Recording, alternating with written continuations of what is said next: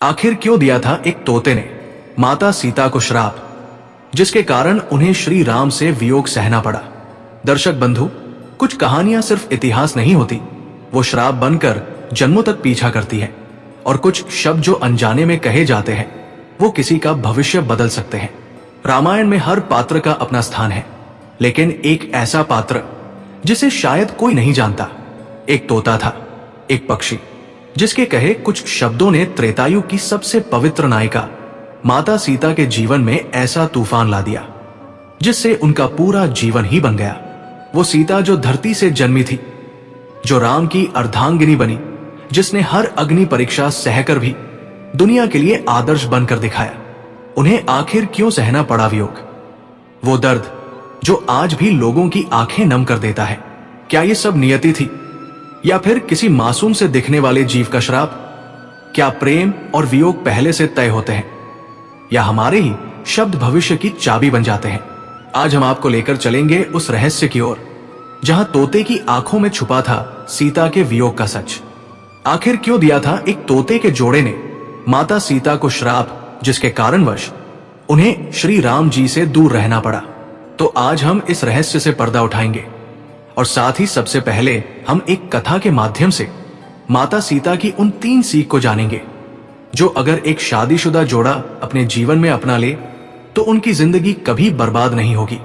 तो चलिए कथा को आरंभ करते हैं, लेकिन आगे बढ़ने से पहले आपको बता दें कि रामायण में स्पष्ट कहा गया है, कथा हो या सीख अगर बीच में छोड़ दिया जाता है तो वो पाप की श्रेणी में आता है। तो आपसे निवेदन है कि वीडियो को अंत तक पूरा देखें और अगर आप एक सनातनी हैं तो वीडियो को लाइक करके चैनल को सब्सक्राइब जरूर कर लें। तो चलिए कथा शुरू करते हैं। बहुत पुराने समय की बात है, एक नगर में हरेंद्र नाम का एक धनवान व्यापारी रहता था। उसका घर नगर में सबसे सुंदर और भव्य था और उसकी पत्नी वो तो इतनी सुंदर थी कि पूरे नगर में कोई भी स्त्री उसकी बराबरी नहीं कर सकती थी।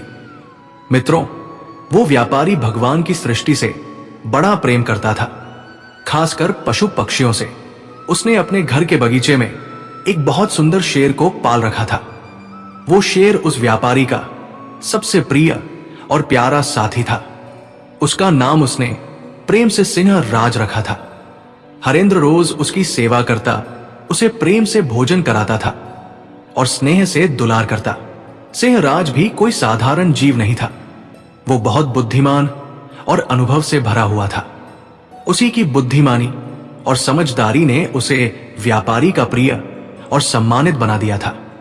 मित्रों, हरेंद्र जब जब व्यापार के काम से नगर से बाहर जाता तो अपने घर की जिम्मेदारी एक सेवक को सौंप कर जाता है।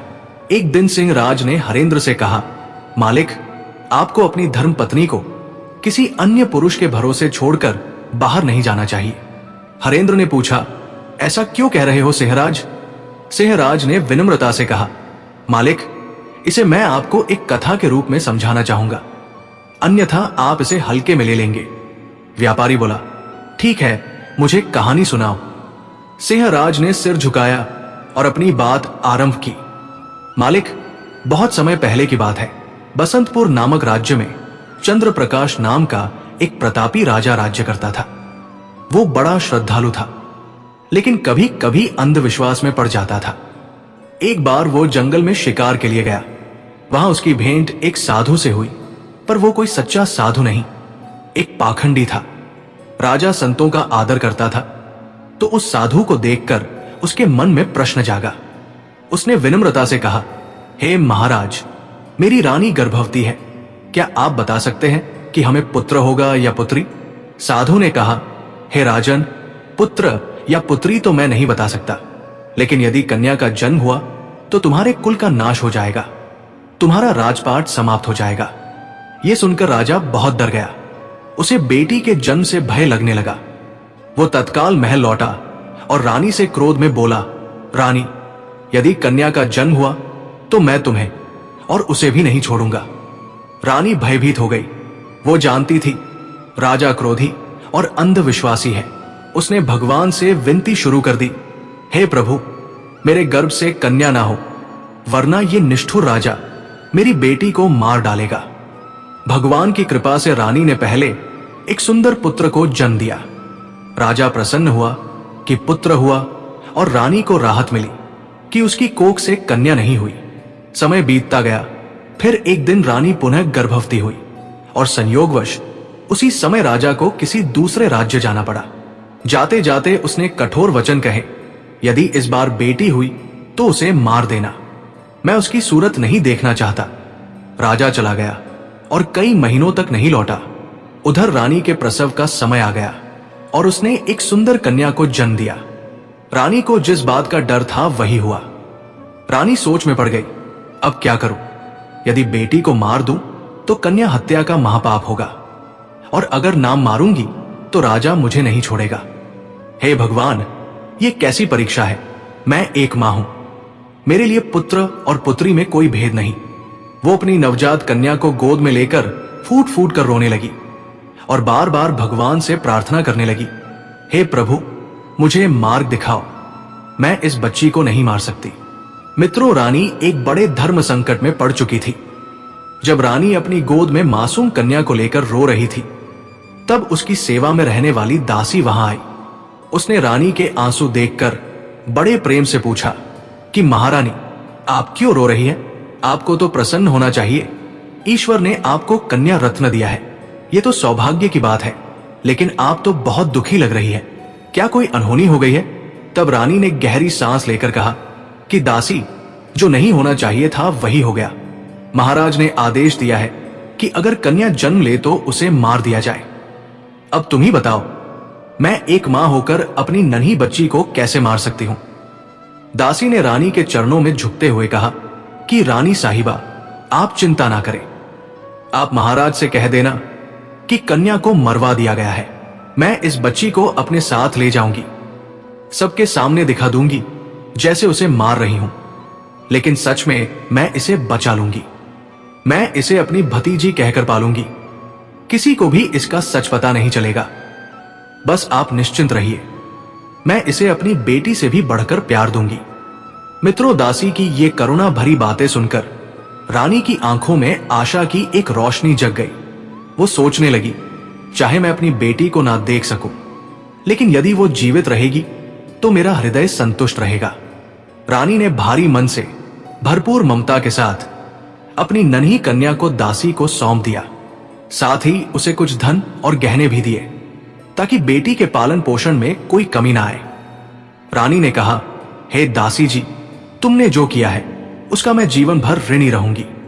जब भी तुम्हें जरूरत हो मैं तुम्हें इससे भी अधिक धन दूंगी। बस एक बात का ध्यान रखना, मेरी बेटी का यह राज कभी उजागर ना हो। दासी ने रानी को भरोसा दिलाया और वो उस बच्ची को लेकर अपने घर चली गई। धीरे धीरे ये खबर महल और पूरे राज्य में फैल गई कि दासी उस कन्या को लेकर गई और उसे राजा के आदेश के अनुसार मारकर जमीन में दफना दिया। उधर दासी ने अपनी भक्ति और सेवा भावना से उस कन्या की परवरिश में कोई कमी नहीं छोड़ी। वो बच्ची अब दासी के घर में उसकी भतीजी बनकर पलने लगी। कुछ समय बाद राजा प्रकाश महल लौटे। उन्होंने जब ये सुना कि कन्या को उनके आदेश के अनुसार मार दिया गया है तो वे प्रसन्न हुए और निश्चिंत हो गए।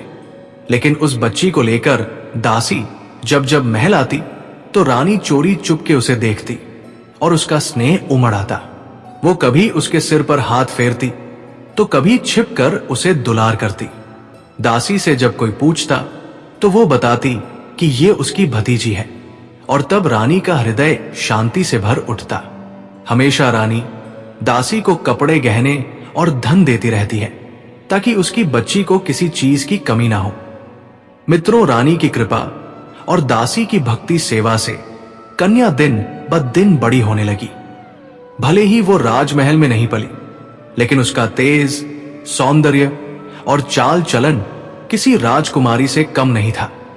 जैसे प्रभु ने उसके भाग्य में विशेष आशीर्वाद लिखा हो।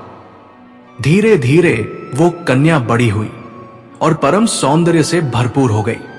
जब वो पूर्ण रूप से जवान हो गई तो दासी ने उसे राजमहल ले जाना छोड़ दिया, क्योंकि वो राजा चंद्र प्रकाश के स्वभाव को भली भांति जानती थी। अब वो कन्या दिन भर दासी के ही घर में रहती थी और बाहर बहुत कम निकलती थी। मित्रों, एक दिन की बात है। राजा प्रकाश अपने नगर का भ्रमण कर रहे थे। जब उनका रथ दासी के घर के सामने से गुजरा, तभी उनकी दृष्टि अचानक उस कन्या पर पड़ गई। कन्या जैसे ही दिखाई दी, राजा स्तब्ध रह गए।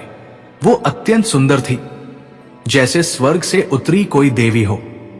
राजा उस रूप लावण्य पर मोहित हो गए। उन्होंने तुरंत अपने मंत्री से पूछा, हे मंत्री, ये कन्या कौन है? ये तो राजकुमारी जैसी प्रतीत होती है। इसका पता शीघ्र लगाओ। मेरा मन इसके रूप से बंध गया है। मंत्री ने जाकर सारी जानकारी प्राप्त की और लौटकर राजा से कहा, हे महाराज, ये कन्या एक वृद्धा की भतीजी है जो महल में आपकी दासी के रूप में सेवा करती है। यह सुनकर राजा चुपचाप महल लौट आए। लेकिन मित्रों, उस रात उन्हें नींद नहीं आई। उस कन्या की मोहिनी छवि बार बार उनके मन मस्तिष्क में उभरने लगी। सारी रात बेचैनी में बीती और जैसे तैसे प्रभात हुआ। सवेरा होते ही राजा ने अपने मंत्री से कहा कि मंत्री जी, वो कन्या तो मेरे हृदय में बस गई है। मैं उसके बिना नहीं रह सकता। कृपया कुछ लोगों को साथ लेकर उस वृद्धा के घर जाइए और मेरी ओर से उस कन्या के साथ विवाह का प्रस्ताव दीजिए। मित्रों, राजा के आदेश से मंत्री अपने कुछ सैनिकों के साथ उस वृद्धा के घर पहुंचे और उसे आदर सहित कहा कि माता जी, हमारे महाराज आपकी भतीजी से विवाह करना चाहते हैं। वो उन्हें अत्यंत प्रिय हो गई है और वे उसे अपनी रानी बनाना चाहते हैं। ये सुनकर वृद्धा दासी का हृदय कांप उठा। उसने मन ही मन प्रभु को पुकारा, हे भगवान, ये क्या हो रहा है? ये तो वही कन्या है जो राजा की अपनी ही पुत्री है और राजा इस बात को नहीं जानते। दासी घबराई और मंत्री को विनम्रता से कहा, हे साहब, मैं तो एक साधारण और निर्धन स्त्री हूं। मेरी भतीजी राजा के योग्य नहीं है। कृपया आप फिर कभी ऐसा प्रस्ताव लेकर मेरे घर मत आइए। मंत्री ने आश्चर्य से कहा, हे माता जी, कैसी बात कर रही हो? यह तो तुम्हारा सौभाग्य है कि स्वयं हमारे राजा तुम्हारी भतीजी से विवाह करना चाहते हैं। इससे बड़ा वर्ग और क्या मिलेगा तुम्हें? लेकिन मित्रों, उस वृद्धा ने कई बार कहने पर भी मना कर दिया। उसने अपने आत्मसम्मान, सत्य और धर्म को नहीं छोड़ा। उसने कहा, मैं ये विवाह नहीं कर सकती। ये बात ईश्वर को अर्पित है। उसके बाद मंत्री वापस लौट आया और राजा को सारी बात बताई। ये सुनकर राजा बहुत क्रोधित हो गए।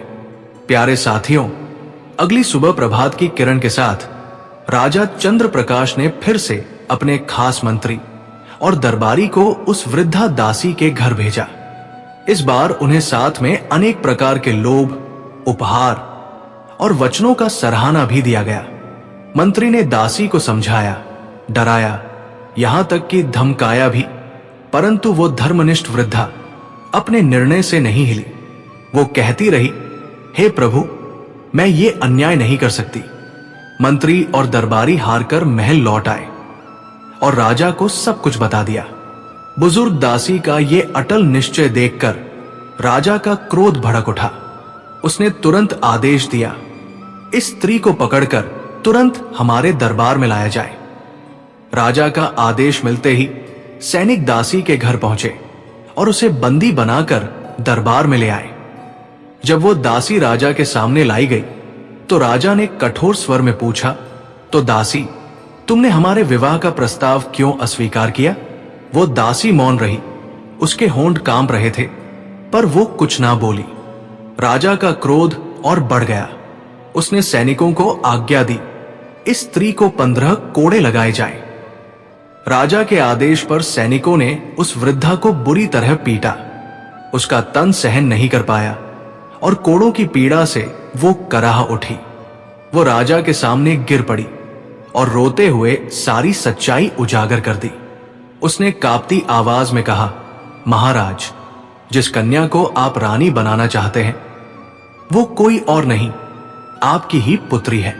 वो रानी की कोख से जन्मी थी, जिसे आपने कन्या जन्म पर मृत्यु का आदेश दिया था। परंतु हे राजन, उस समय मैंने उसे मारने की बजाय ईश्वर की इच्छा मानकर उसे बचा लिया और अपने घर में रखकर अपने भाई की पुत्री बताकर उसका पालन पोषण किया। मैंने उसे अपनी बेटी मानकर बड़ा किया। यदि आप अपनी ही संतान से विवाह करेंगे तो ये बड़ा अधर्म होगा। ये ना केवल ईश्वर की दृष्टि में पाप होगा, बल्कि पूरा राज्य भी आपकी निंदा करेगा। मित्रों, दासी की करुणा भरी सच्चाई सुनकर राजा जैसे जड़ हो गया। उसकी आंखें खुली की खुली रह गई। उसने अपने माथे को पकड़ लिया और फूट पड़ा, हे प्रभु, मैं कितना बड़ा पाप करने जा रहा था। आपने मेरी आंखें खोल दी। आपका अनंत आभार है प्रभु, जो आपने मुझे इस महापाप से बचा लिया। लेकिन उसी क्षण उसका क्रोध और बढ़ गया। उसने अपने पुत्र को बुलाया और कठोर स्वर में आदेश दिया, जाओ और अपनी बहन को जंगल में ले जाकर उसका सिर काट दो और उसे वही दफना देना, और प्रमाण के रूप में उसकी दोनों आंखें निकालकर हमारे सामने लेकर आओ। प्यारे दोस्तों, जब राजकुमार ने अपने पिता से ऐसा कठोर आदेश सुना तो उसका मन व्याकुल हो गया। वो चिंता में डूब गया और बहुत दुखी हो गया। सोचने लगा, है प्रभु, मेरे पिता ने मुझ पर कितना बड़ा पाप सौंप दिया है। इतने वर्षों बाद मेरी अपनी बहन मिली है और अब मैं उसी को अपने हाथों मार दूं। ऐसा अन्याय तो भगवान भी क्षमा नहीं करेंगे। राजकुमार का हृदय रोने लगा। उसका मन बार बार कहने लगा, हे प्रभु, ये पाप मुझसे मत कराओ। वो गहरे सोच में पड़ गया कि कैसे वो अपनी बहन को मारे और कैसे उसकी आंखें निकाले। वो सोचता रहा कि अगर मैं मना कर दूं तो मेरे पिता, जो बड़े हठी और क्रोधी हैं, वे किसी और से ये काम करवा देंगे। तब राजकुमार मजबूरी में अपनी बहन को साथ लेकर जंगल की ओर चल पड़ा। रास्ते में चलते हुए भाई का प्यार उमड़ पड़ा। उसकी आंखों से अश्रुधारा बहने लगी। वो बहन से कहने लगा, हे बहन, मैं तुझसे वादा करता हूं, मैं तेरा वध कभी नहीं करूंगा। और आखिर कौन भाई अपनी ही बहन को मार सकता है? मैं तुझे इस जंगल में छोड़ देता हूं। अब तेरी किस्मत और भगवान तय करेंगे कि तेरे साथ क्या होगा। यह सुनकर बहन फूट फूट कर रोने लगी और बोली, भैया, तुम मुझे मार डालो और मेरी आंखें निकालकर पिताजी को दिखा दो। यदि तुम ऐसा नहीं करोगे तो पिताजी बहुत कठोर हैं, वे तुम्हें भी मृत्युदंड दे देंगे। बहन की यह बात सुनकर भाई बहन एक दूसरे से लिपट कर रोने लगे। उन पर दुखों का पहाड़ टूट पड़ा था। उन्हें समझ नहीं आ रहा था कि वे क्या करें। आखिरकार राजकुमार ने निश्चय किया कि चाहे जो हो जाए वो अपनी बहन की हत्या नहीं करेगा। उसने बहन को समझाया, बहन, मैं तुझे इस जंगल में छोड़ रहा हूं। अब भगवान ही तेरे रक्षक है। मैं पिताजी से कुछ ना कुछ बहाना बना लूंगा। इतना कहकर उसने बहन को जंगल में छोड़ दिया और भारी मन से लौट पड़ा। प्यारे साथियों, घर लौटते समय राजकुमार को रास्ते में एक हिरन दिखाई दिया। उसने उस हिरन का वध किया और उसकी दोनों आंखें निकाल ली। फिर वो महल लौट आया और पिता के सामने प्रस्तुत हुआ। पिता के पास पहुंचते ही उसने हिरन की आंखें दिखाई और कहा, पिताजी, मैंने बहन को मार दिया है, और उसकी आंखें निकालकर सामने फेंक दिया। राजा ने जब आंखें देखी तो उन्हें पूरा विश्वास हो गया कि पुत्र ने कन्या की हत्या कर दी है। ये देखकर राजा प्रसन्न हुआ। उधर रानी ने जब बेटे को देखा तो उसे पास बुलाया और धीरे से पूछा, बेटा, क्या तू सच में अपनी बहन को मार के आया है? तब राजकुमार ने कहा कि मां, मैं आपसे झूठ नहीं बोलूंगा। मैंने अपनी बहन को नहीं मारा, बल्कि उसे जंगल में छोड़ आया हूं। यह सुनकर रानी की आंखें भर आई, लेकिन उसका हृदय सुकून से भर गया। वो तुरंत भगवान से प्रार्थना करने लगी, हे प्रभु, तुम्हारा अनंत धन्यवाद कि तुमने मेरे पुत्र को सद्बुद्धि दी। मेरी बेटी कहीं जंगल में अकेली होगी, उसकी रक्षा करना। कृपा करके उसे ऐसी जगह पहुंचा देना जहां वह सम्मान और शांति से जीवन जी सके। हे भगवान, इतना आशीर्वाद देना कि मेरी बेटी अपना पूरा जीवन सुख शांति से जीकर ही मृत्यु को प्राप्त हो। प्यारे दोस्तों, इधर राजकुमारी जंगल में रहकर पेड़ों के फल फूल खाकर धीरे धीरे जीवन बिताने लगी। कांटों, झाड़ियों और पत्थरों के बीच वो इधर उधर भटकती रही। समय बीतता गया और उसके वस्त्र धीरे धीरे फट गए। अधनंगे शरीर के साथ उसी जंगल में भटकती रही। कई दिन बीत गए। एक दिन ऐसा भी आया जब उसके शरीर पर ना मात्र का भी वस्त्र नहीं रह गया था। वो पेड़ों से फल खाती और घनी झाड़ियों में छिपकर रात बिताती थी। एक दिन उसी जंगल में एक दूसरे राज्य का राजा इंद्रजीत शिकार खेलने आया। उधर राजकुमारी उसी समय वृक्षों से फल तोड़कर खा रही थी। तभी उसे घोड़ों की टापों की आवाज सुनाई दी। वो घबराकर घनी झाड़ियों के पीछे छिप गई। राजा इंद्रजीत उस वृक्ष के नीचे आकर थोड़ी देर विश्राम करने बैठा। तभी उसकी नजर झाड़ियों की ओर गई। उसे ऐसा लगा कि वहां कोई मनुष्य छिपा है। उसने आवाज लगाई, वहां कौन है? झाड़ियों में क्या कर रहे हो? जो भी हो बाहर आओ, मैं वचन देता हूं कि तुम्हें कोई हानि नहीं होगी। राजा की आवाज सुनकर झाड़ियों के पीछे से एक करुण स्वर आया कि हे अजनबी, मैं एक दुखी और लाचार स्त्री हूं। मेरे तन पर वस्त्र नहीं है। यदि आप मुझे कोई वस्त्र दे दें तो मैं बाहर आ सकती हूं। राजा ये सुनकर हैरान हो गया। वो सोचने लगा कि इतने घने जंगल के बीच कोई स्त्री क्यों और कैसे हो सकती है? अवश्य ही वो किसी बड़ी विपत्ति से पीड़ित है। राजा ने तुरंत अपनी ओढ़ी हुई चादर झाड़ियों के भीतर फेंक दी। राजकुमारी ने उस चादर से अपने शरीर को ढका और फिर बाहर आई। जब राजा ने उसे देखा तो उसकी सुंदरता देखकर आश्चर्य में पड़ गया। सोचने लगा, हे प्रभु, इतनी सुंदर कन्या तो मैंने जीवन में कभी नहीं देखी। कौन इसे जंगल में छोड़ गया हो? ये तो किसी राज्य की रानी बनने योग्य है। राजा ने अपना परिचय दिया और कहा, हे देवी, तुम जो भी हो इससे मुझे कोई फर्क नहीं पड़ता। अब मैं तुम्हें अपनी रानी बनाना चाहता हूं। राजा की सच्ची बातों और मधुर वाणी को सुनकर राजकुमारी का टूटा मन थोड़ा स्थिर हुआ। वो सोचने लगी, जब डूबते को तिनके का सहारा मिल जाए तो वही बहुत होता है, और यहां तो एक राजा स्वयं मुझे अपनाना चाहता है। उसने विनम्रता से राजा का प्रस्ताव स्वीकार कर लिया। राजा इंद्रजीत ने उस कन्या को अपने घोड़े पर बैठाया और प्रेम पूर्वक अपने राज्य की ओर चल पड़ा। मित्रों, आगे राजा ने एक बहुत ही समझदारी भरा निर्णय लिया। वो सीधे अपने पिता के समय के एक वृद्ध और विश्वस्त मंत्री के घर पहुंचा। वहां उस कन्या को उतार कर बोला, हे काका, कृपया इस कन्या को अपनी बेटी समझकर अपने घर में रख लीजिए। मैं इससे विधि विधान से विवाह करना चाहता हूं। यदि मैं इसे सीधे अपने महल ले जाऊंगा तो लोग तरह तरह की बातें करेंगे और इसके चरित्र पर सवाल उठेंगे। इसलिए मैं कल पूरे राज्य के लोगों के सामने आपके घर आकर इसे विवाह पूर्वक अपनी धर्म पत्नी के रूप में ले जाऊंगा। तब उस बुजुर्ग मंत्री ने हाथ जोड़कर विनम्रता से कहा, हे राजन, आप धन्य हैं। आपकी सोच सच में महान है। महाराज, ये कन्या अब आपकी अमानत है और मेरे लिए मेरी बेटी समान है। जब भी आपका मन हो आपसे विधि पूर्वक अपनी धर्म पत्नी बनाकर ले जाए। जब तक ये मेरे पास है मैं इसका पूरे मन से ध्यान रखूंगा। इतना कहकर राजा इंद्रजीत वहां से विदा होकर अपने महल लौट आए। महल पहुंचते ही उन्होंने अपने मंत्री और सेनापति को बुलाया और कहा कि मंत्री जी, आप दोनों कल सुबह उस वृद्ध काका के घर जाइए और मेरी ओर से उनकी पुत्री का हाथ मांगिए। मैं विधि पूर्वक उससे विवाह करना चाहता हूं। अगले दिन राजा के आदेशानुसार सेनापति और मंत्री उस बुजुर्ग मंत्री के घर पहुंचे और उस पावन कन्या का हाथ अपने राजा इंद्रजीत के लिए मांगा। फिर 2-3 दिन में ही शुभ मंगनी और पवित्र विवाह भी संपन्न हो गया। विवाह के बाद वो राजकुमारी अब राजा इंद्रजीत की धर्मपत्नी बनकर उनके साथ रहने लगी। अब दोनों ही अत्यंत प्रसन्न थे। राजा सुंदर और संस्कारी पत्नी पाकर आनंद था और राजकुमारी को अपना घर और स्नेही पति मिलने के कारण सुकून मिला। राजा इंद्रजीत ने विवाह के बाद भी कभी अपनी पत्नी से उसका अतीत नहीं पूछा। समय ऐसे ही बीतता गया। 2 वर्ष बीत गए। धीरे धीरे वो शुभ दिन भी आया जब रानी ने एक सुंदर पुत्र को जन्म दिया। अब तो राजा की प्रसन्नता और भी बढ़ गई।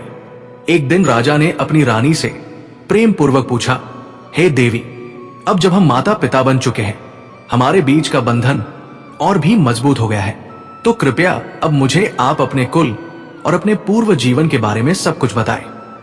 रानी ने उस समय उस बात को किसी तरह टाल दिया। 1 वर्ष और बीत गया। फिर एक दिन रानी ने पुनः एक पुत्र को जन्म दिया। अब राजा ने फिर वही बात प्रेम पूर्वक दोहराई।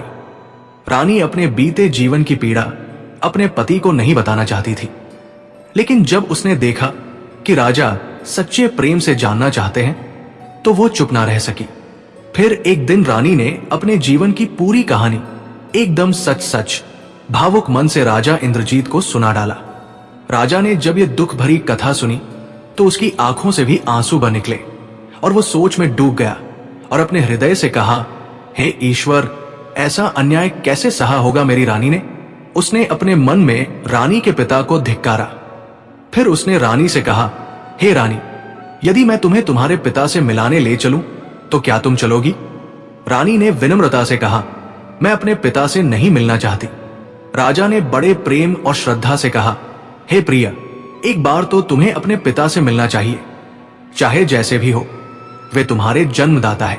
राजा के बार बार निवेदन करने पर रानी ने अंततः स्वीकृति दे दी। अगले दिन राजा चंद्र प्रकाश से मिलने जाने का निर्णय लिया। रथ सजाया गया और यात्रा की सारी तैयारी पूरी कर ली गई। उसी समय राजा इंद्रजीत के पास उनका एक गुप्तचर आया और कहने लगा, हे महाराज, आपके पिताश्री के समय के जो बुजुर्ग मंत्री थे उनका अब स्वर्गवास हो गया है। ये समाचार सुनकर राजा चौंक उठा। उसने तुरंत अपनी धर्मपत्नी को यह बात बताई और प्रेम पूर्वक कहा, हे देवी, आप मंत्री जी और सेनापति के साथ सेना की एक टुकड़ी लेकर अपने मायके की ओर प्रस्थान कीजिए। मैं पहले बुजुर्ग मंत्री का अंतिम संस्कार कर लूं, फिर वही आकर आपसे मिलूंगा। मित्रों, इस प्रकार राजा इंद्रजीत ने रानी को समझाकर और आशीर्वाद देकर अपने विश्वसनीय मंत्री और सैनिकों के साथ विदा कर दिया। जाते जाते उसने कहा, हे प्रिय रानी, आप वहां जाकर घबराइएगा मत। मैं आपसे पहले ही आपके माता पिता के यहां पहुंच जाऊंगा। इधर रानी, मंत्री, सेनापति और कुछ सैनिकों के साथ राजा प्रकाश के राज्य की ओर चल पड़ी। मार्ग लंबा था और रास्ते में ही सूर्यास्त हो गया। वे सब एक स्थान पर रुके और तंबू लगाकर रात्रि विश्राम की तैयारी की। जहां रानी का तंबू लगाया गया था वहीं पास में मंत्री ने भी अपना तंबू लगवा लिया। यह देखकर रानी ने कहा कि मंत्री, क्या तुम नहीं जानते कि मैं एक राजा की पुत्री और एक राजा की धर्मपत्नी हूं? तुम मेरा तंबू अपने बराबर में क्यों लगवा रहे हो? कृपया अपना तंबू कहीं और लगवाओ। मंत्री ने विनम्रता से कहा कि रानी साहिबा, महाराज ने मुझे आपकी सेवा और सुरक्षा के लिए भेजा है। यदि आपको या आपके बच्चों को कुछ हुआ तो हम महाराज को क्या मुंह दिखाएंगे? रानी ने फिर भी कई बार मना किया, लेकिन मंत्री अपनी बात पर अड़ा रहा। सभी थके हुए थे, भोजन कर चुके थे और धीरे धीरे सभी निद्रा में चले गए। मित्रों, रात्रि के दूसरे पहर में वही मंत्री चुपचाप रानी के तंबू में घुसा आया। जैसे ही वो अंदर आया, रानी तुरंत जाग गई और उसकी बुरी मंशा समझ गई। रानी ने कड़े स्वर में कहा, अरे दुष्ट, जानता है तू क्या कर रहा है? खबरदार, जो मुझे छूने की कोशिश की, तुरंत बाहर निकल जाओ, वरना मैं महाराज से कहकर तुझे मृत्यु दिलवा दूंगी। लेकिन मंत्री पर वासना ने पर्दा डाल दिया था। वो ना तो रानी की बात सुन रहा था, ना ईश्वर का भय लग रहा था। रानी ने अपने बड़े पुत्र को उसके सामने खड़ा कर दिया और ईश्वर की दुहाई देकर उससे विनती की, हे मंत्री, इस बालक की कसम प्रभु का नाम लेकर कहती हूं, तू लौट जा। वो वासना में अंधा हो गया था। उसने तलवार निकाली और रानी के बेटे पर वार कर दिया। बेटे का सिर धड़ से अलग हो गया। ये देख रानी एकदम धरती पर गिर पड़ी और फूट फूट कर रोने लगी। उसी समय सेनापति कुछ गुप्तचरों के साथ उस दिशा से गुजर रहा था। यह देखकर मंत्री घबरा गया और डरते हुए बोला, यदि तुमने किसी से कुछ भी कहा तो मैं तुम्हारे छोटे बेटे को भी मार डालूंगा। इतना कहकर वो चुपचाप अपने तंबू में लौट गया। मित्रों, रानी के ऊपर तो जैसे दुखों का पहाड़ टूट पड़ा।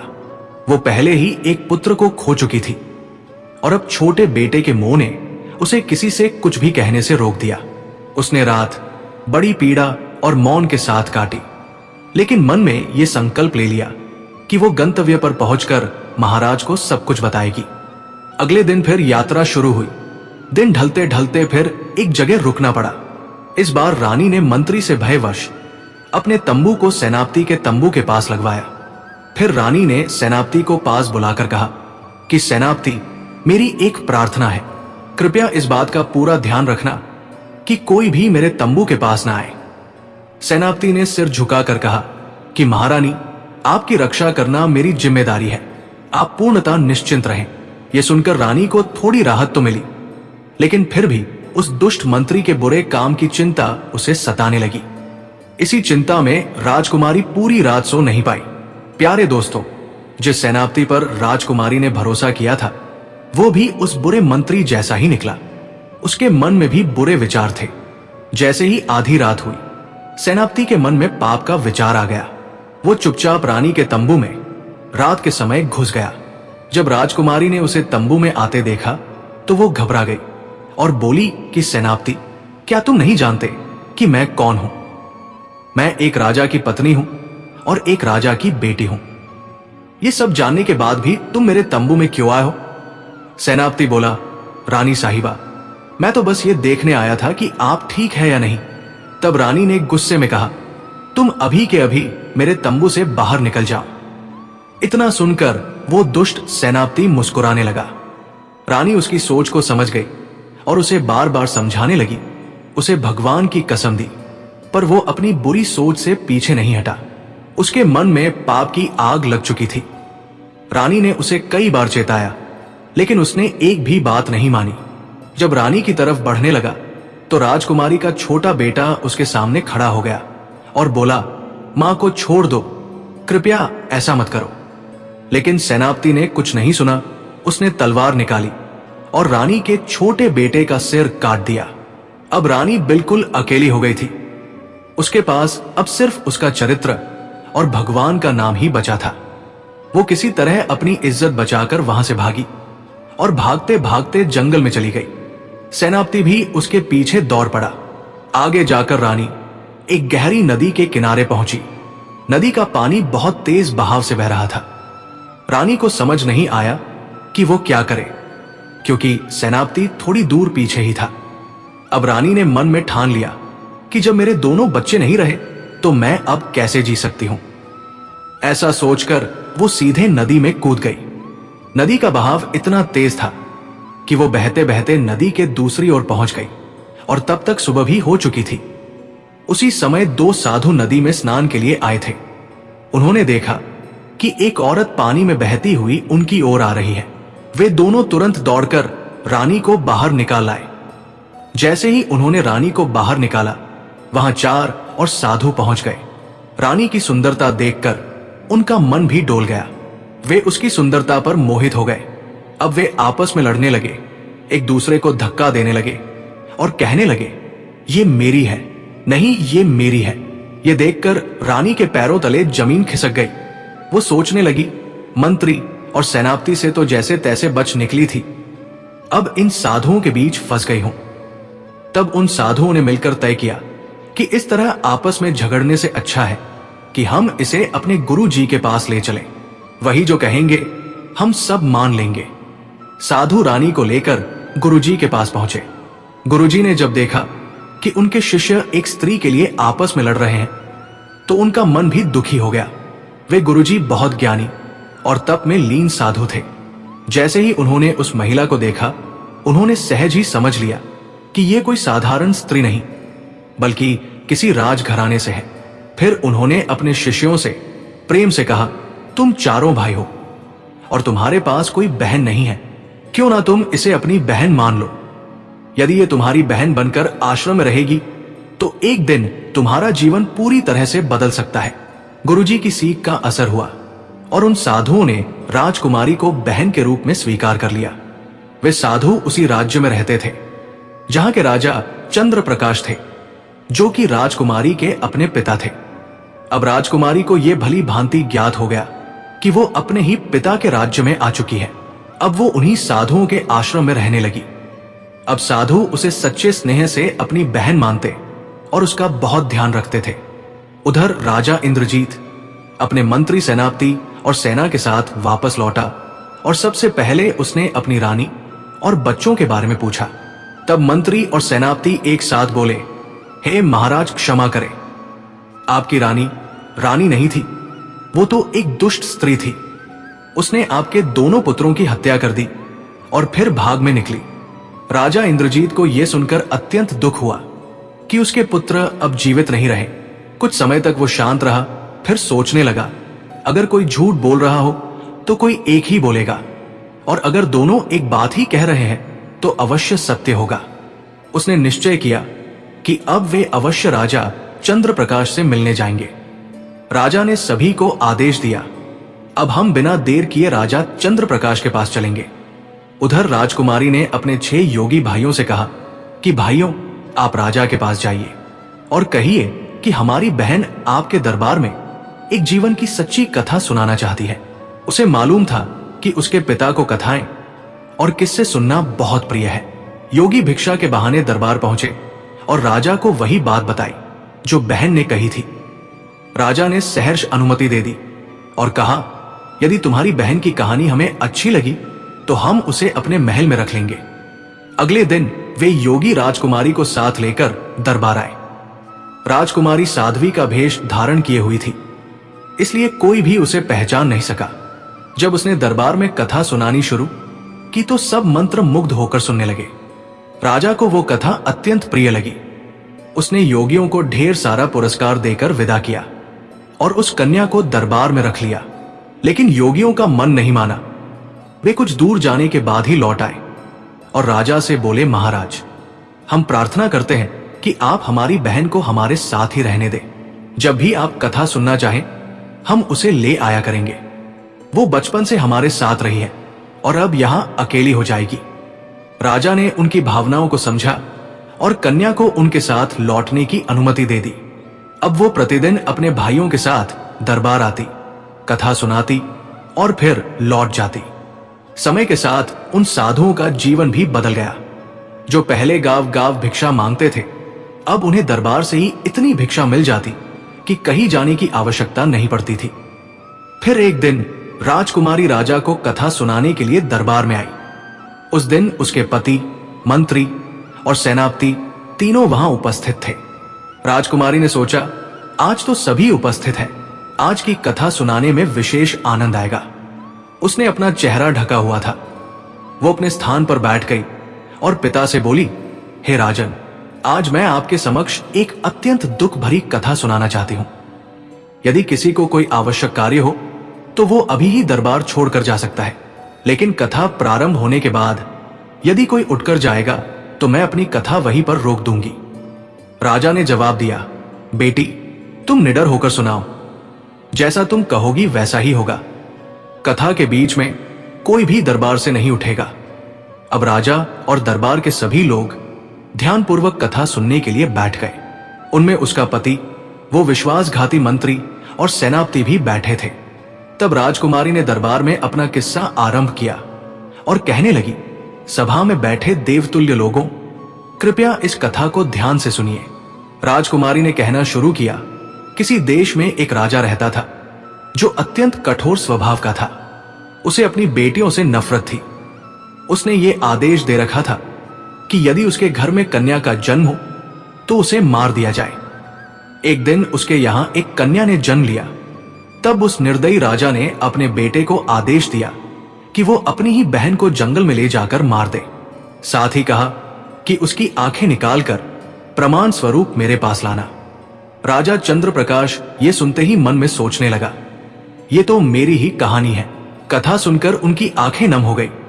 वो भावुक होकर योगियों की ओर अपनी मोतियों की माला उछालते हुए बोला, इस कथा को अंत तक अवश्य सुनाया जाए।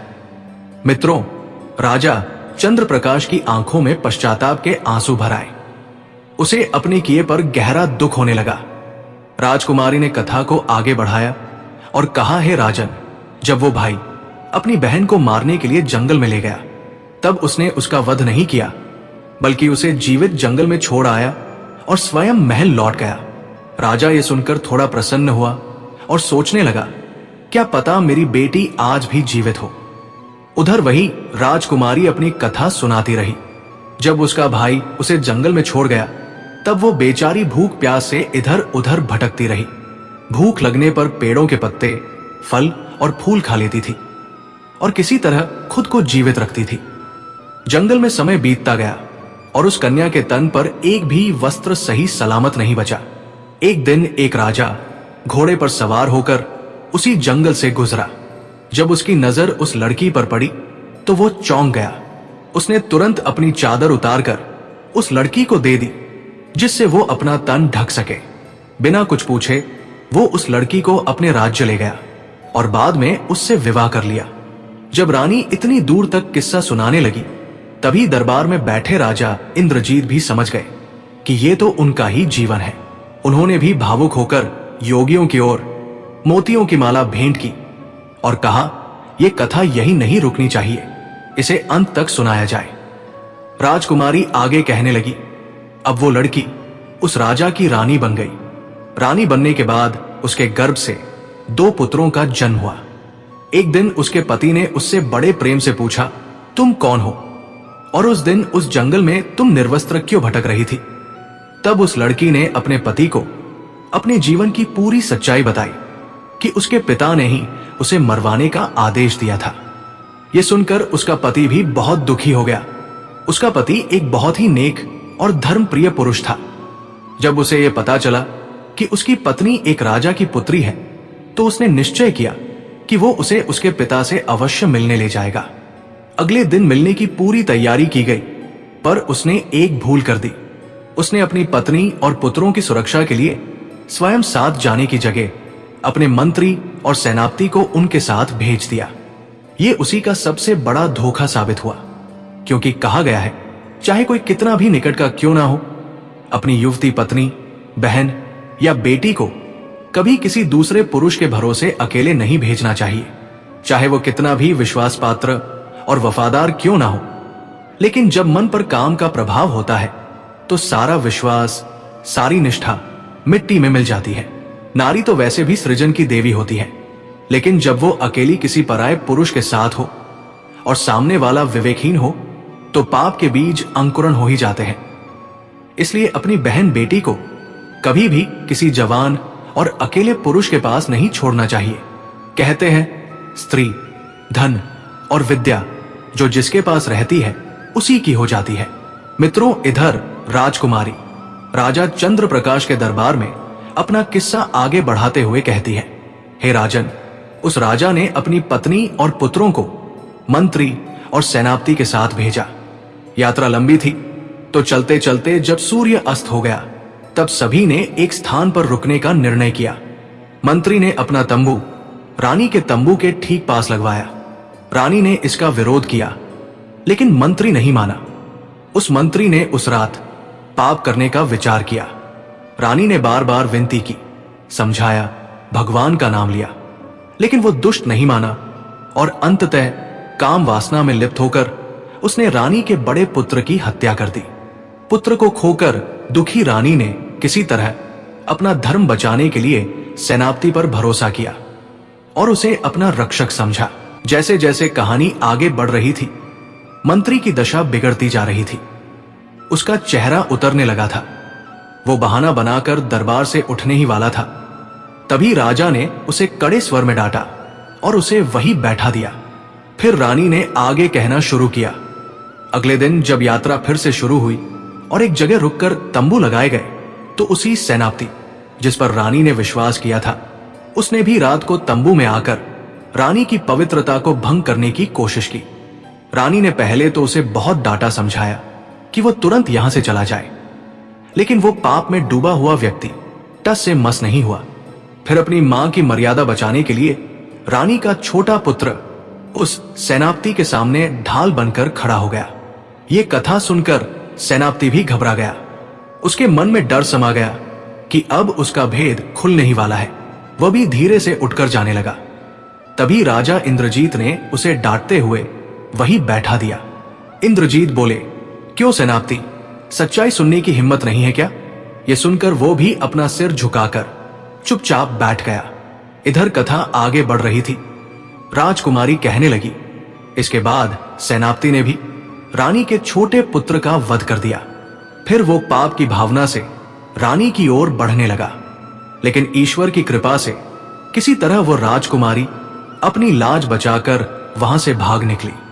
भागते भागते वो एक नदी तक पहुंच गई और जान देने की आशा से उसमें कूद पड़ी। लेकिन विधाता की इच्छा कुछ और थी।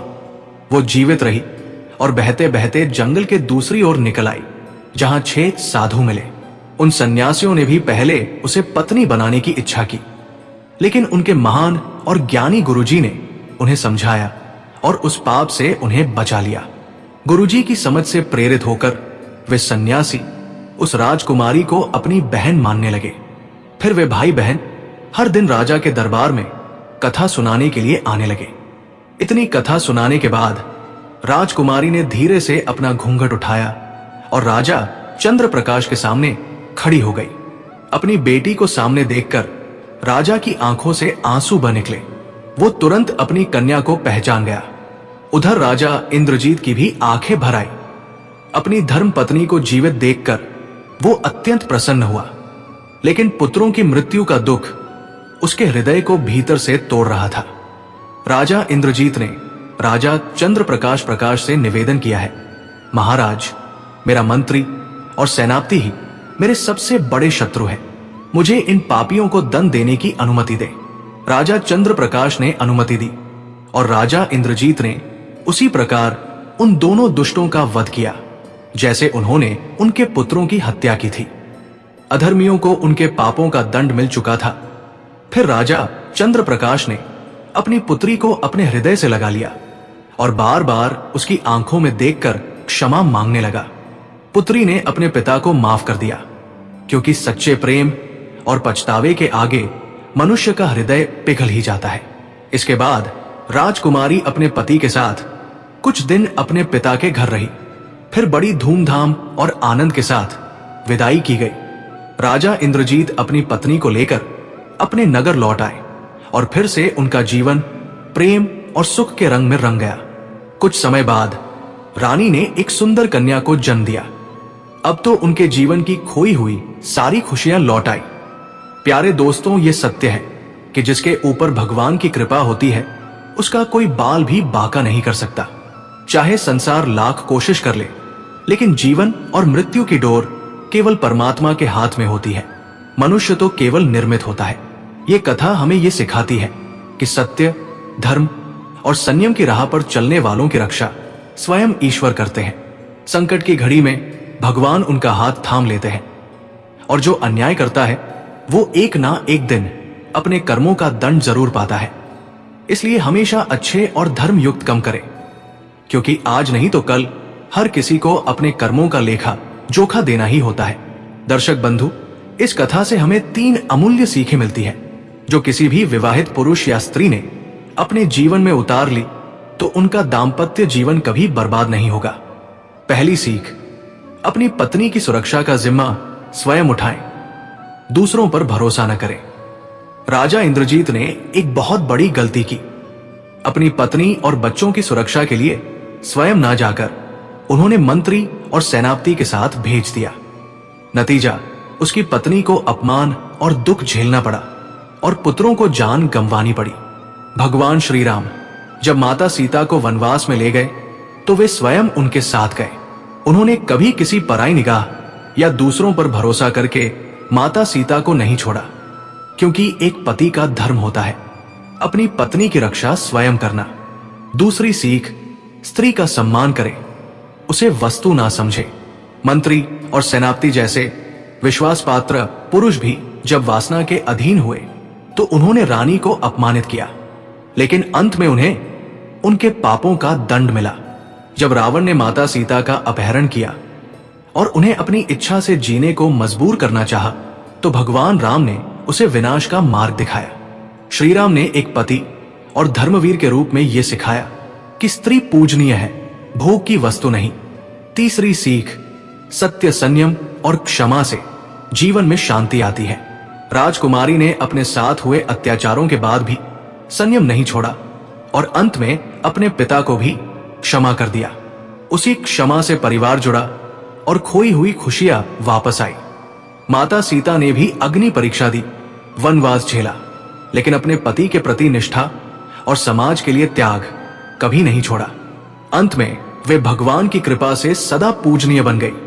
तो प्रिय दर्शकों, इस कहानी और रामायण से ये सीखें कि स्त्रियां हमारे विवाहित जीवन को ना केवल मजबूत करती हैं, बल्कि हमें सच्चा जीवन साथी और धर्म पर चलने वाला मनुष्य बनाती है। दर्शक बंधु, अब हम इस कथा के महत्वपूर्ण पहलू को जानेंगे कि आखिर क्यों एक तोते ने माता सीता को श्राप दिया था, जिसके कारण उन्हें श्री राम जी से दूर रहना पड़ा था। एक पुरानी पावन कथा के अनुसार जब जनक नंदिनी माता सीता अविवाहित थी, तब एक दिन वे अपनी सखियों के साथ बगीचा में विहार कर रही थी। उस बगीचे में घूमते हुए उनकी दृष्टि एक अत्यंत सुंदर तोते के जोड़े पर पड़ी। वो जोड़ा आपस में मधुर स्वर में कुछ बातें कर रहा था। उनकी बातचीत सुनने की उत्सुकता माता सीता के मन में जाग उठी। वे सोचने लगी कि आखिर ये दोनों पक्षी आपस में क्या बात कर रहे हैं। वे उनके पास गई और ध्यानपूर्वक सुनने लगी। उन्होंने देखा कि वह पक्षी जोड़ा श्री राम और सीता के विषय में चर्चा कर रहे हैं। वे कह रहे थे, धरती पर श्री राम नाम से एक तेजस्वी, धर्मनिष्ठ और सुंदर राजा अवतरित होंगे।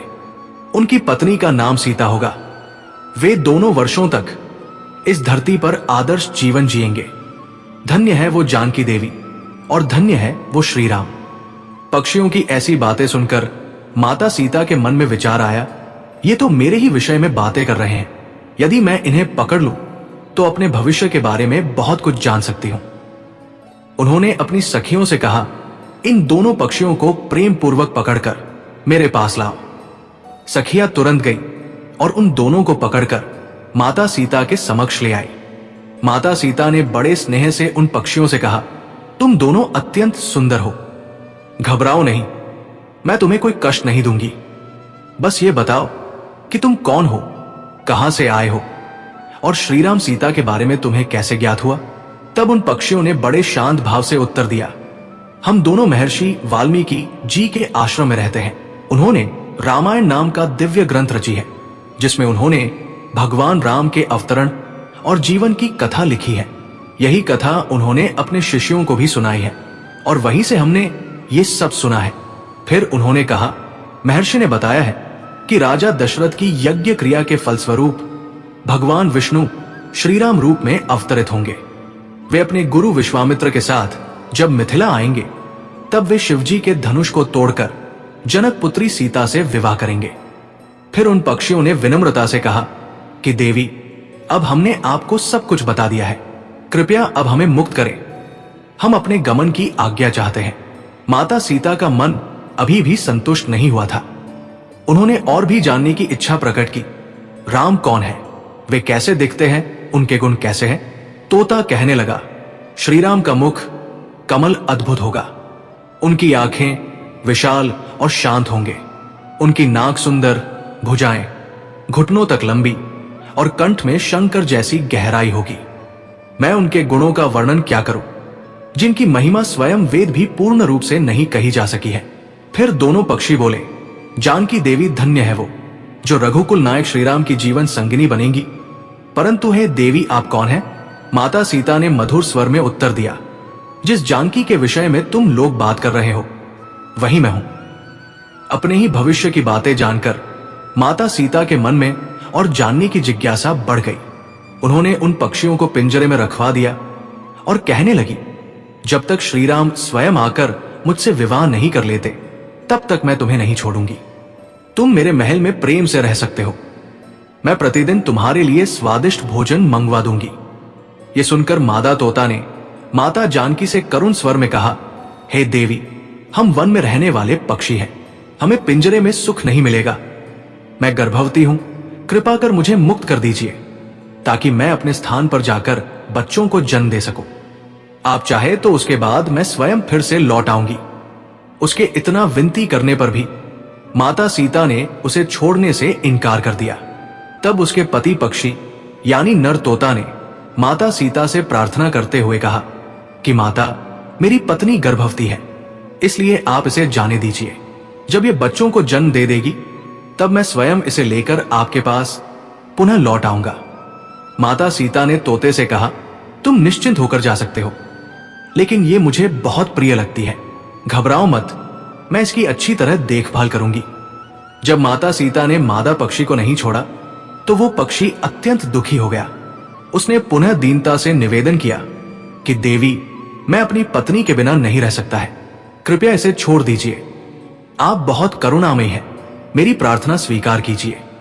उसने बार बार समझाने का प्रयास किया, किंतु माता सीता ने मादा पक्षी को पिंजरे से मुक्त नहीं किया। तब मादा पक्षी ने अत्यंत दुख और क्रोध में भरकर माता सीता को श्राप दे दिया। जिस प्रकार आज तू मुझे मेरे पति से अलग कर रही है, उसी प्रकार तुझे भी स्वयं गर्भवती होने पर अपने पति श्रीराम से अलग रहना पड़ेगा। कुछ ही दिनों में अपने पति से बिछड़ने के गहरे दुख में मादा पक्षी में प्राण त्याग दिए। जब यह समाचार नर पक्षी को मिला तो वो भी शोक में डूब गया। तब वो माता सीता से कहने लगा, हे देवी, अब मैं मानव रूप में श्रीराम की नगरी अयोध्या में जन्म लूंगा और मेरे ही कारण तुम्हें भी अपने पति से बिछड़ने का दुख सहना पड़ेगा। ये कहकर वो वहां से उठ गया। कुछ वर्षों बाद वही पक्षी अयोध्या में एक धोबी के घर में जन्मा और उसी धोबी के कारण माता सीता का अपमान हुआ और उन्हें अपने प्रिय श्रीराम से अलग होना पड़ा। इस प्रकार तोते के श्राप के कारण ही माता सीता को अपने पति से अलग रहकर गर्भावस्था में वनवास भोगना पड़ा। इस पावन कथा से यह सिद्ध होता है कि कर्मों का फल अवश्य मिलता है, चाहे वो श्रीराम जैसे मर्यादा पुरुषोत्तम हो या माता सीता जैसी पतिव्रता नारी। ईश्वर के बनाए कर्म चक्र से कोई नहीं बच सकता। और मित्रों, आपने ये बात जीवन में कई बार सुनी होगी कि कर्मों का फल इसी जन्म में मिलता है, और ये कथा उसी सत्य को उजागर करती है। प्रिय दर्शकों, यदि आपको ये भक्तिमय और शिक्षाप्रद कथा अच्छी लगी हो तो कृपया करके हमारे चैनल को सब्सक्राइब करना ना भूलें। भक्ति, ज्ञान और जीवन से जुड़ी ऐसी ही और प्रेरणादायक कहानियों के लिए जुड़े रहिए हमारे साथ। प्यार से बोलिए राधे राधे। जय श्री कृष्ण, जय श्री राधे कृष्ण।